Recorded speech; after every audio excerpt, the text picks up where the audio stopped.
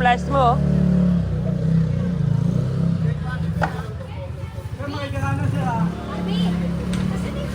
Nasa libro.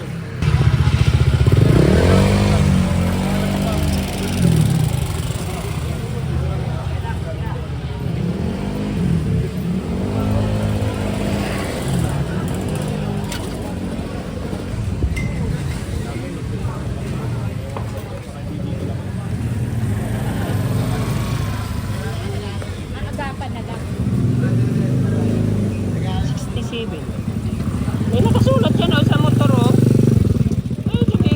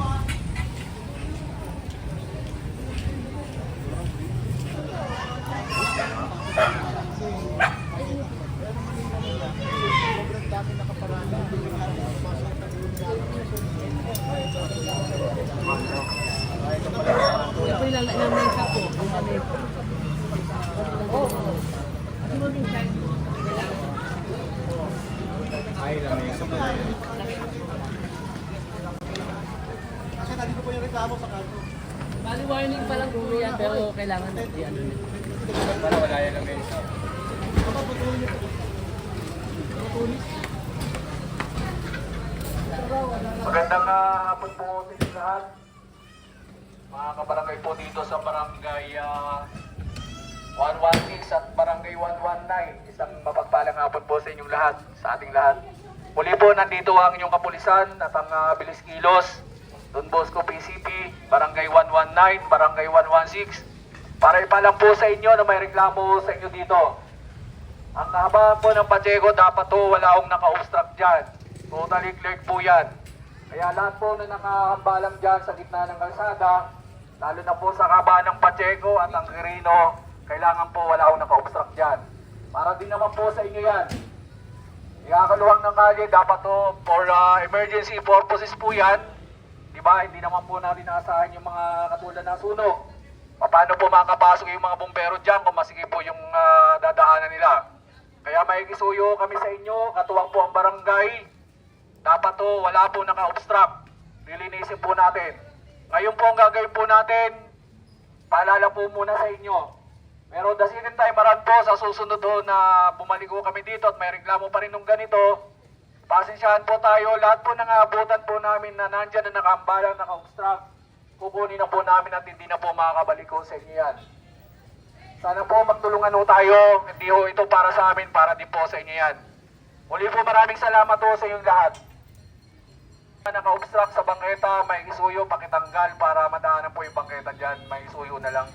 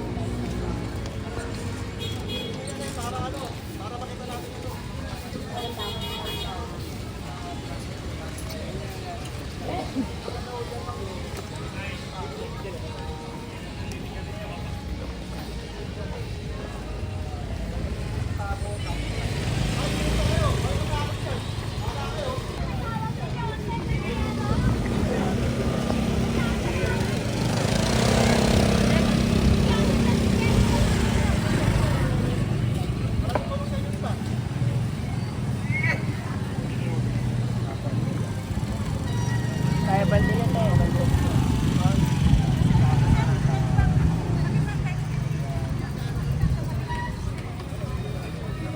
Tatapon noon ng mga basura ho ninyo, di nyo inaayos. Makalat. Dapat to ang gawin nyo dyan para hindi ho kayo mareklamo. May sako naman ho kayo dyan, isako nyo na ho agad. Halian, para pagdating ho ng truck ng basura, mabilis na po maaakot yan. Ganun po ginagawa ho doon sa Divisoria. Tingnan nyo, napaka-epektibong ginagawa po doon. Pagtulungan lang po tayo. Yung mga lagpas ho na panindan nyo, kung ano lang po nilaan ng barangay, kung hanggang saan lang po kayo, doon lang po dapat para maluwag po yung daanan ng amang saysay. Ito po si nanay, kahit paano naglilinis na. Isa din po sa nirereklamo si nanay dito sa magsaysay. Ang gagawin po natin, lahat po ng basura ni nanay kailangan po maligpit. May lagay sa sabaw para di na langawin katulad yan. Kaya yung iba ho sa inyo dyan, kung may mga basura ho kayo, hanggat maaari po, ilagay nyo po sa sako yan. Ulitin ko, ilagay sa sako, talian. Para pagdating ko ng truck ng basura, mabilis na po mahakot yan. At dito ho kami, kapulisan nyo po, katuwang ang barangay 116, at ang kapulisan no ng Don Bosco at Bilis Kilos. Sana po magtulungan po tayo. Uli po, maraming salamat po sa inyong lahat.